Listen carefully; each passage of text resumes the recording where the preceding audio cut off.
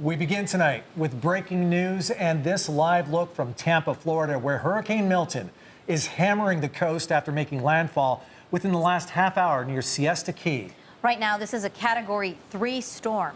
Hundreds of thousands of homes and businesses in Florida are already without power. People were urged to evacuate before tonight, but you can see it is just too late. So those who stay behind are being told to find shelter and hunker down, with Milton forecast to bring whipping winds. We see it's already happening there. Relentless rains and life-threatening storm surge along coastal areas. Again, this is a live look right now from Tampa. We do have a reporter on the ground in Tampa. We're going to check in with that reporter a little later in our newscast.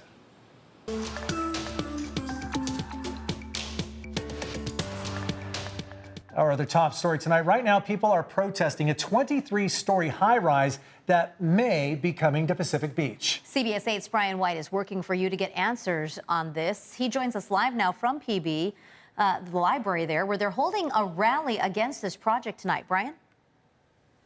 Yes, at least 150 people, if not more, have gathered here for this rally outside the library here. And I'm going to step out of the way and give you a live look at this crowd that has gathered here outside the library, and it is growing by the minute now. I spoke with the organizer of this protest. He had a lot to say about this high-rise project. Take a listen. There's no doubt that these buildings will be the first of many that will be constructed right along the coastal zone. Scott Shipman's lived in Pacific Beach for half a century, and he says this type of project is not right for the coast. Here's a representation of the building and how it relates to the 30-foot buildings right around it. The 23-story high-rise is proposed for the northwest corner of Turquoise and Cass Street. I reached out to the Los Angeles-based developer Colonimus, and they told me, quote, the goal is to make this beach community accessible to a lot more San Diegans who otherwise wouldn't have the ability to live here. We're talking about making hundreds of units available in a desirable community where the barrier to entry has been historically very high, end quote. I reached out to Dr. Marcella Bothwell, chair of the PB Planning Group. It's an abuse of the people who live here by very big, deep pockets who are just trying to use our area to make money and not for the people who live here. Dr. Bothwell has seen the developer's plans in person down at City Hall and says the first 5 floors above ground would be a parking garage. Above that, 9 floors of visitor accommodation rooms, and the rest of the high-rise would be regular residential housing. The street is just not big enough. It's just a terrible idea. We can't handle it. Colonimus is relying on the state's density bonus law, which they say, quote, encourages home building on a scale that acknowledges California's housing crisis, end quote. I checked. The law says if the developer includes a certain percentage of affordable housing units, they can receive waivers on certain restrictions. In this case, the 30-foot height limit in the coastal zone, as well as the 60-foot height limit in community commercial zones. I reached out to the city of San Diego about this. They told me the application is still under review. Every strip mall in your community can be replaced based on this zoning with a 230-foot or higher high-rise. Now back out here live, as you can see, this rally is still going on here outside the PB library. Now in about 20 minutes, this group will move inside the building where the PB Planning Group will start its meeting, and they'll talk more about this high-rise project in that meeting. Reporting live in Pacific Beach, working for you, Brian White, CBS 8. Thanks for bringing that story to our attention, Brian. That is a big deal. Tonight, CBS 8 has learned that city officials finally repaired a broken sidewalk that seriously injured a teenage boy 2 years ago. This is in the city of San Diego. In December of 2022, the 14-year-old boy was riding his bike on the sidewalk along Mission Gorge Road when he hit a segment of sidewalk that was uprooted and raised. It threw him from his bike, and he fell onto an exposed metal bolt that was on a guardrail next to the sidewalk, caused a large, deep wound in his leg. Documents obtained by CBS 8 show that the city had known about that sidewalk and exposed bolt for at least 5 years. The teenager and his family settled a lawsuit with the city last week for $250,000.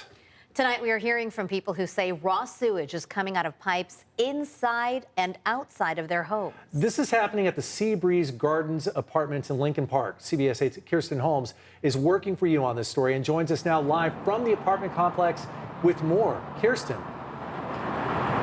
Yeah, I'm live here outside of Seabreeze Garden apartment complex because while we were working for you on this story, security asked us to leave the property. But before that, we talked to several neighbors who say they've had several issues while living here in this community. But the raw sewage, they say, that's coming out of their pipes outside of their homes and inside of their homes is the last straw, and they are fed up. It's bad. I mean, it's not right. You go to work, you come home, and want to take a nice shower, feces all in your bathtub, you got to clean it. Come on. I mean, who do want to live like that? Mural Vales lives in Seabreeze Gardens apartments on Logan Avenue in Lincoln Park. He says raw sewage, including toilet paper, is coming out of the pipes outside of his front door, and it's coming up the pipes inside his home. But they want their rent, though. So we went to the leasing office of Seabreeze Gardens Apartments, but we're told via taps on the screen, "Hi, is anybody here?" that they were on break until 2 o'clock. Thank you for calling. So we called the leasing office after 2 o'clock. I'm calling about sewage issues at Seabreeze Gardens Apartments, but we're told someone would call us back. They couldn't say when we would get that call back, leaving these neighbors left with a really nasty problem and a bad taste in their mouth. Excuse me, I'm just, it's touching, man. It shouldn't be like this. I'm tired, man. I don't deserve it. Nobody in it deserves stuff like that. They don't deserve that. Mural says this has been happening for years, and that's not all. Sometimes these neighbors have to suffer through violence right outside their homes. Well, it got like 8 or 9 bullet holes in there. I can show you from inside. You can see the little patches where they try to patch it up. For no reason. I was in the house. We was in the house. He was too, and they were shooting. Got a couple in his roof. It's kind of rough over here, man. And I've been dealing with it though, because I had a roof over my head. It's been going on as long as I've been here. I think I moved in here in 2012, so I asked to be moved, and they had we don't have no vacancies right now. It's always something. Mural admits the complex is renovating, but says construction started with the leasing office first. He appreciates the new, much-needed paint on the walls, but says... But this is what they should be concerned with, this right here. They not. Now, we have been trying to make contact with the management of Seabreeze Gardens Apartments all day. We called, we've emailed. You even saw in the video that I knocked on the door. So far, our calls have gone unanswered. They say they would call us back, and we haven't received that call back, leaving our questions unanswered and these neighbors suffering through sewage. If we hear back from them, we'll report that to you when we get that information. Reporting for CBS 8, I'm Kirsten Holmes. Back to you. Thanks, Kirsten. And yes, we will keep working for you on that story. Meantime, a group of parents in Kensington is feeling pretty good tonight after pushing the city of San Diego to install stop signs near an elementary school in their neighborhood. The city listened, and we're working for you to explain how they made this happen coming up in our next half hour. New tonight, we have an update on the Kearny Mesa massage parlor accused of fronting prostitution. After months of investigating, the operators and property owners have come to a resolution with the city's attorney's office. As CBS 8's Alex Lai reports, the massage parlor shut down at the beginning of the year, but the civil cases are just wrapping up. The investigation into Ocean Spa on Kearney Villa Road started after neighboring businesses complained of foot traffic at odd hours, people having sex in parked cars, and noises of a sexual nature loud enough to disrupt a nearby church service. SDPD said Ocean Spa workers offered to sell sex to undercover officers on 4 different occasions and found more than 1,200 online ads offering sex acts at the massage parlor over a 5-year period. After the parlor was shut down, the city attorney's office filed a civil law enforcement action to prevent any sort of prostitution or human trafficking activity in the future. The action and charges apply to the 2 property owners and property company and the 2 massage parlor operators. In regards to I spoke with Deputy City Attorney Isabel Ignacio, who explained what the action means. For the property owners, they are not allowed to lease their business or have a contract with a business that might be a massage parlor that would engage in this sort of activity again. And as for the operators, it would be something along the lines of they are not allowed to operate as a massage practitioner or operate a massage parlor within the city of San Diego. Wednesday, the owners and operators agreed on the action and civil charges by the city attorney.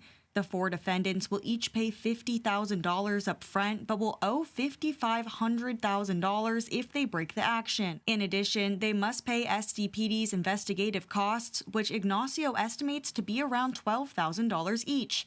They're also required to donate $6,000 to a local nonprofit dedicated to fighting human trafficking. In terms of the victims, of course, we're always trying to see if there's anything additional we can do with the victims, which is why we wanted to also include that nonprofit agency donation, et cetera. One of the operators, Sean Zhu, was pursued by the district attorney's office. He pleaded guilty to 2 labor code violations and was fined an additional $10,000 and sentenced to 2 years probation.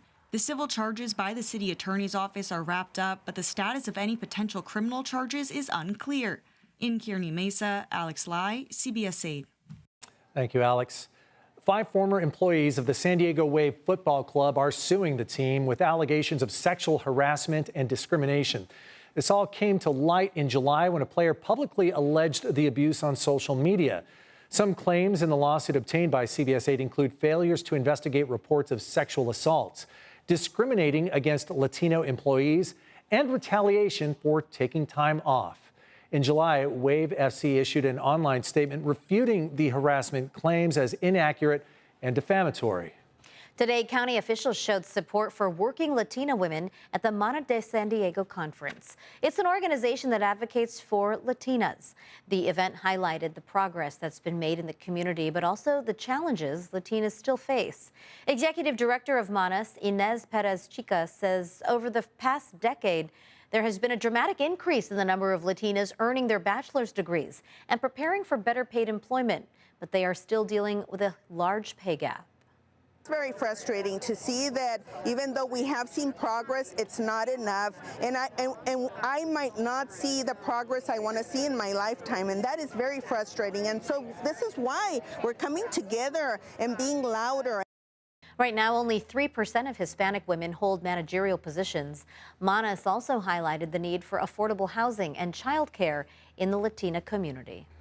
California is in danger of losing 1/5 of its walnut crop. We'll tell you why, still ahead. Plus, what we're learning about a deadly plane crash on Catalina Island. And Florida braces for impact from what is being called the most destructive storm to hit the state in more than a century. Yeah, we'll have the details on Milton coming up. Also talking about our local forecast, still dealing with some low clouds, some dense fog at times tonight through tomorrow morning. A little bit of a bump up in temperatures on Friday, and hello fall by next week. All those details are coming up.